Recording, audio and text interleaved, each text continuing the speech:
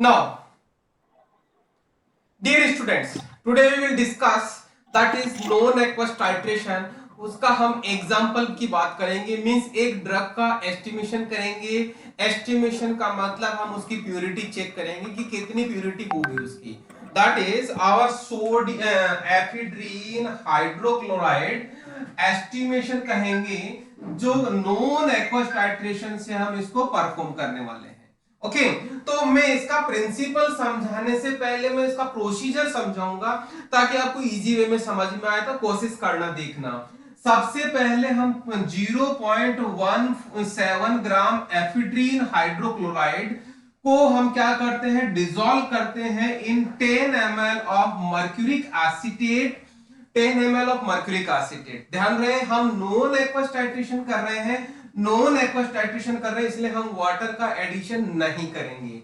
फिर उसके बाद में ऐड 50 ml ऑफ एसीटोन, इसी में हम 50 ml ऑफ एसीटोन ऐड करेंगे। मिक्स किया और उसके बाद में ऐड मिथाइल ऑरेंज, जो एसीटोन में बनाया हुआ है, जो एज इंडिकेटर यूज करेंगे। तो मिथाइल ऑरेंज की हम 2 से 3 ड्रॉप यूज करेंगे। क्लियर, ये हमने यूज कर लिया। उसके बाद में फिर क्या किया, टाइट्रेट विद 0.1 N HClO4 पर क्लोरिक एसिड, जो जिसमें येलो टू रेड कलर आएगा। देखिएगा ये प्रोसीजर अपन यहां पे ले रहे हैं। ये आपका ब्यूरेट है जिसमें 0.1 N HClO4 का सॉल्यूशन फिलअप किया हुआ है। ओके और आपका ये कॉनिकल फ्लास्क है, ये आपका कॉनिकल फ्लास्क है, जिसमें इस कॉनिकल फ्लास्क में क्या है, एफिड्रीन हाइड्रोक्लोराइड है जो आपने शुरुआत में लिया था। उसके बाद मर्क्यूरिक एसिटेट है, उसके बाद जो मर्क्यूरिक एसिटेट यहां लिया था, फिर उसमें आपने एसीटोन ऐड किया, ये वाला एसीटोन, मतलब ये तो 0.17 ग्राम हो गया, 17 ग्राम हो गया। मर्क्यूरिक एसिटेट हो गया 10 ml और एसीटोन हो गया आपका 50 ml और मिथाइल ऑरेंज इंडिकेटर हो गया 2 से 3 ड्रॉप। ओके तो ये आपका ये किस में आ गया, आपका ये कॉनिकल फ्लास्क में आ गया। फिर यहां तक हो गया, इसका मतलब ये हो गया कि अब हमें यहाँ पे इसको टाइट्रेट करना है। जो HClO4 है, HClO4 का यहाँ पे सबसे बात ये है कि ये स्टैंडर्डाइज्ड है, जो हमने पहले पढ़ चुके। स्टैंडर्डाइज्ड है ये, मतलब इसको हमने स्टैंडर्डाइज किया हुआ है, स्टैंडर्डाइज पहले से ऑलरेडी हम पढ़ चुके हैं। ओके तो हम ड्रॉप बाय ड्रॉप डालेंगे, तो जैसे ही ड्रॉप बाय ड्रॉप डालेंगे इसमें पूरा प्रोसीजर के अकॉर्डिंग, तो क्या होगा, येलो टू रेड कलर, जैसे ही वो रेड कलर हो जाएगा इसका मतलब हमारा एंड पॉइंट आ गया।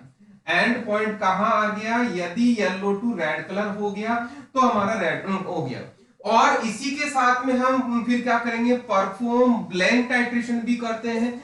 ब्लैंक टाइट्रेशन का मतलब यह है कि विदाउट, हम सिर्फ एफिड्रीन हाइड्रोक्लोराइड नहीं डालेंगे, बाकी पूरा प्रोसेस एज सच करेंगे, तो वो आपकी ब्लैंक टाइट्रेशन की रीडिंग आ जाएगी। ओके तो ये हो गया। अब ध्यान देना, इसी को आपको समझना है हम कि ये इसमें मर्क्यूरिक एसिटेट क्यों डाल रहे हैं और यहाँ पे मिथाइल ऑरेंज क्यों डाल रहे हैं, किस तरह से इसमें रिएक्शन हो रही है, तो इसको समझने की कोशिश करना।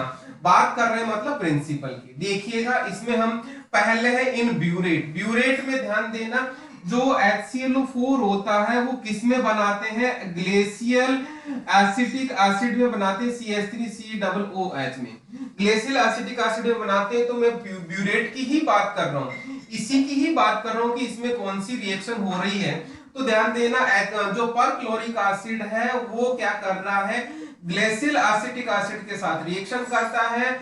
जो ओनियम आयन या एसिटोनियम आयन जो बन रहा था हम पहले ही पढ़ चुके, वो रिएक्शन हो रही है और ये क्लोरेट आयन बन रहा है। तो यहां पे ध्यान देना, ये वीक एसिड था, ये क्या था, वीक एसिड था। वीक एसिड था तो वो यहाँ पे क्या किस तरह से बिहेव कर रहा है, वो यहाँ पे बेस की तरह बिहेव कर रहा है, बेस की तरह बिहेव कर रहा है। क्यों कर रहा है, due to presence of HClO4। यहाँ पे प्रोटॉन एक्सेप्ट कर रहा है, प्रोटॉन एक्सेप्ट करके ये बन गया और यहाँ पे क्लोरेट बन गया। ये तो इसका प्रोसेस, ये वाली कंडीशन, ये सिचुएशन, मतलब ये आयंस कहां पे है, ब्यूरेट में। इस ब्यूरेट को हम इसमें डाल रहे हैं। तो ध्यान देना, इस कॉनिकल फ्लास्क में, अब बात कर रहे हैं कॉनिकल फ्लास्क में कौन सी रिएक्शंस हो रही है, समझिएगा। आपका जो एफिड्रीन हम ऐड कर रहे हैं वो एफिड्रीन का स्ट्रक्चर ये है। बेसिकली ये क्या है, एक एल्केलॉइड है। ये बेसिकली एक एल्केलॉइड है जो, और यहाँ पे ध्यान देने वाली बात ये है एफिड्रीन हाइड्रोक्लोराइड है। ये एफिड्रीन का स्ट्रक्चर है जिसमें 2 कार्बन चेन है, एक का मिथाइल ग्रुप सब्स्टिट्यूटेड है, ये आपका एमिनो ग्रुप है, ये मिथाइल ग्रुप है, ये OH ग्रुप है, ये फिनाइल ग्रुप है। इस तरह से ये आपका एफिड्रीन हो गया। लेकिन ध्यान रहे यहाँ पे लॉन पेयर ऑफ इलेक्ट्रॉन होने की वजह से सिर्फ एफिड्रीन बेसिक नेचर का होता है, सिर्फ एफिड्रीन बेसिक नेचर का होता है। इसीलिए HCl उसके साथ साथ में क्या करता है, सॉल्ट बना लेता है। तो ये HCl यहाँ पे आपने ऐड किया हुआ है। तो जैसे ही अब मैं इसको थोड़ा सा इलोबरेट करता हूं तो इलोबरेशन में आपको समझ में आ जाएगा। Due to presence of lone pair of electron, ये लॉन पेयर ऑफ इलेक्ट्रॉन है यहाँ पे, तो क्या होगा, H यहाँ पे अटैच हो जाएगा, क्लोरीन मतलब किस फॉर्म में आ जाएगा, एज ए क्लोराइड की फॉर्म आ जाएगा। तो ये H क्लोराइड नेगेटिव आ गया और नाइट्रोजन पे यहाँ पे पॉजिटिव चार्ज आ गया।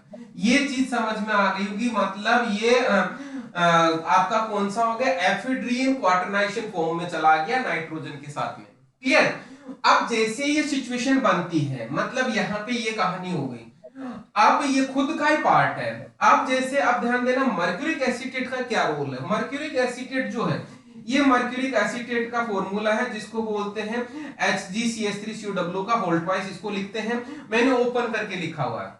यहाँ पे जो क्लोराइड आयन था वो क्लोराइड आयन यहाँ आएगा, ये क्लोराइड आयन आ गया। मतलब क्लोराइड आयन कहां से मिल रहा है, एफिड्रीन हाइड्रोक्लोराइड से मिल रहा है, एफिड्रीन हाइड्रोक्लोराइड से मिल रहा है। तो ये क्लोराइड आयन आ गया। क्लोराइड आयन जैसे ही आता है, मरकरी इसको लेके मर्क्यूरिक क्लोराइड बना देता है। क्लोराइड आयन लेके मर्क्यूरिक क्लोराइड बना देता है, मर्क्यूरिक क्लोराइड बन गया। और ये क्या होगा, इसी के अंदर रहेगा, वाटर सॉल्युबल फॉर्म में रहेगा, लेकिन ये सॉल्ट बना रहेगा। ध्यान रहे, एट द सेम टाइम यहाँ पे इस जैसे ये बनेगा, ये एसीटेट आयन फ्री हो गए, मतलब 2 एसीटेट आयन यहाँ पे फ्री हो गए। ध्यान रहे, वीक एसिड क्या था, एसिटिक एसिड था, लेकिन ये एसीटेट आयन हो गए तो ये बेस की तरह काम करेगा।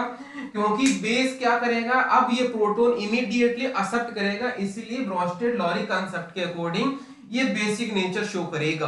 अब बात करता हूं, ध्यान देना, जैसे ही हम ये सिचुएशन तो अंदर आ गई, मतलब बिफोर एडिंग HClO4, अब जब मैं ऐड कर रहा हूं HClO4, उस HClO4 में ये आयन आ रहे हैं, कौन से, एसिटोनियम आयन। तो ये एसिटोनियम आयन आ गए यहाँ पे, और यहाँ पे पहले से मेरे पास एसीटेट आयन है।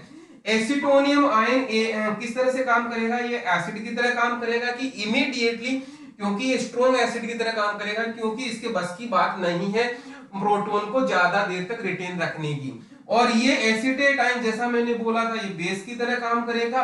तो यहाँ पे क्या होगा, इसके पास में हाइड्रोजन मतलब प्रोटॉन आयन चला जाएगा, इसके से चला जाएगा तो ये भी फ्री हो जाएगा, ये कंप्लीट हो जाएगा। इस तरह से एसिटिक एसिड बन गया। जिस टाइम पे ये कंप्लीट एसीटेट आयन, जिस टाइम पे ये complete acetate ion acetic acid में कन्वर्ट हो गया, उस टाइम पे क्या होगा, हमारा एंड पॉइंट आ जाएगा। कैसे समझिएगा, यहाँ पे अल्टीमेटली ये एफिड्रीन से ये रिएक्शन आगे कैरी फॉरवर्ड होती रहेगी। ये क्लोराइड, मतलब क्लोराइड कितना निकलेगा, कितना क्लोराइड निकलेगा, जितना एफिड्रीन की मॉलिक्यूल होंगे, क्योंकि जितने एफिड्रीन के मॉलिक्यूल होंगे उतने ही क्लोराइड मॉलिक्यूल निकलेंगे। अब जितने क्लोराइड मॉलिक्यूल सभी के साथ रिएक्शन करेगा मर्क्यूरिक एसीटेट, मतलब जितने मर्क्यूरिक एसीटेट रिलीज हो से एसीटेट आयन बनेगा, मतलब एसीटेट आयन कितना बनेगा वो किस पे डिपेंड करेगा, वो क्लोराइड की कंसंट्रेशन पे डिपेंड करेगा। एसीटेट बन गया, और ये एसीटेट कितने एसिटोनियम आयन से रिएक्शन करेगा वो किस पे डिपेंड करेगा, अल्टीमेटली क्लोराइड कितना है उस पे डिपेंड कर रहा। मतलब ये लास्ट वाली रिएक्शन, मतलब एसिटोनियम और एसीटेट आयन आपस में रिएक्शन करके 2 एसिटिक एसिड के मॉलिक्यूल बना रहे हैं। ये किस पे डिपेंड कर रहा है, ये डिपेंड कर रहा है कि उसमें क्लोराइड आयन कितने अवेलेबल है। और ये क्लोराइड आयन किस पे डिपेंड करेगा कि वो एफिड्रीन हाइड्रोक्लोराइड के कितने मॉलिक्यूल है उस पे डिपेंड करेगा कि वो कितने क्लोराइड आयन रिलीज करेगा। मतलब अल्टीमेटली हम यहाँ पे किसका एस्टिमेशन कर रहे हैं कि एफिड्रिन का कर रहे हैं by mean of estimation of chloride in the different set of reaction. पहले मर्क्यूरिक एसीटेट से रिएक्शन करके मर्क्यूरिक क्लोराइड बना देते हैं, जिससे ये जितने मर्क्यूरिक क्लोराइड बनेंगे उसके बाद में उतने ही एसीटेट रिलीज कर रहा है, एसीटेट से ये एसीटेट आयन करके एसिटिक एसिड बना देता है। इस तरह से हमारा ये प्रोसेस इस प्रोसेस के अकॉर्डिंग कंप्लीट होता है। ये हमारा प्रिंसिपल हो गया, ये अपना प्रोसीजर हो गया। अब बात करते हैं इसके कैलकुलेशन की पार्ट, या जो आपका बात करेंगे जो इक्विवेलेंट फैक्टर है इसका। इक्विवेलेंट फैक्टर ये है कि 1 ml ऑफ 0.1 n HClO4 वो किसके इक्विवेलेंट है 0.02014 ग्राम ऑफ एफिड्रीन हाइड्रोक्लोराइड, इसके बराबर है। ये हम किससे निकालते हैं, एफिड्रीन के मोलर मास से निकालते हैं। ये एफिड्रीन के मोलर मास से निकालते हैं, तो ये आपको ध्यान रखिएगा कैसे निकालते हैं। और उसके बाद में इसी को यूज करते हुए हम बात करेंगे इसकी कैलकुलेशन की, मतलब जो हमारा टारगेट था परसेंटेज प्यूरिटी का या एस्टिमेशन का। तो यहाँ पे V इंटू V1 इंटू ये इक्विवेलेंट फैक्टर हो गया इंटू 100 बटो बेस परसेंटेज प्यूरिटी निकालेंगे तो अपना 100 आएगा ही आएगा। और N2 इंटू W, ये क्या क्या होता है देखना। ये V क्या होता है वॉल्यूम ऑफ HClO4, मतलब इसकी जो ब्यूरेट वाली रीडिंग है, ब्यूरेट वाली रीडिंग हो गई। N1 क्या है, ये N1 concentration of HClO4 after standardisation, मतलब ये जो हालांकि हमने 0.1 n HClO4 लिया है, लेकिन ये स्टैंडर्डाइज्ड होगा तो स्टैंडर्डाइजेशन के बाद में जो वैल्यू आती है, सपोज मान लो 0.09 आती है तो ये वैल्यू होगी। और ये बटो बेस है N2 का मतलब ये है कि 0.1 n HClO4, मतलब ये पहले वाली है बिफोर स्टैंडर्डाइजेशन, तो ये हम ले ही रहे, हमें पता है कि 0.1 n है। और W का मतलब क्या है, वेट ऑफ सैंपल इन ग्राम। हमारा यहाँ सैंपल क्या है आपको पता है, एफिड्रीन हाइड्रोक्लोराइड है। इस तरह से हम इसकी प्यूरिटी निकाल लेंगे। ये हो गया अपना कौन सा, estimation of ephedrine hydrochloride by mean of non aqueous titration. अब मैं बताऊं आपको एग्जाम में कैसे लिखना। हालांकि मैंने पहले आपको प्रोसीजर समझाया ताकि आप इजी वे में प्रिंसिपल समझ जाओ, लेकिन आपको यदि एग्जाम में आता है तो आपको सबसे पहले इसका प्रिंसिपल लिखना है, प्रिंसिपल सेट ऑफ रिएक्शन में लिखना है। तो कोशिश करना यहाँ पे जो चीज मैंने बताई है वो लैंग्वेज फॉर्म में यहाँ पुट करोगे तो ज्यादा अच्छा होगा, क्योंकि एग्जामिनर को समझ में आ जाएगा कि आप क्या कहना चाह रहे हैं। जो मैंने आपको समझाया है वो लाइन इनबिल्ट करोगे तो आपको ऑटोमेटिक समझ में आ जाएगा, एग्जामिनर को भी समझ में आ जाएगा।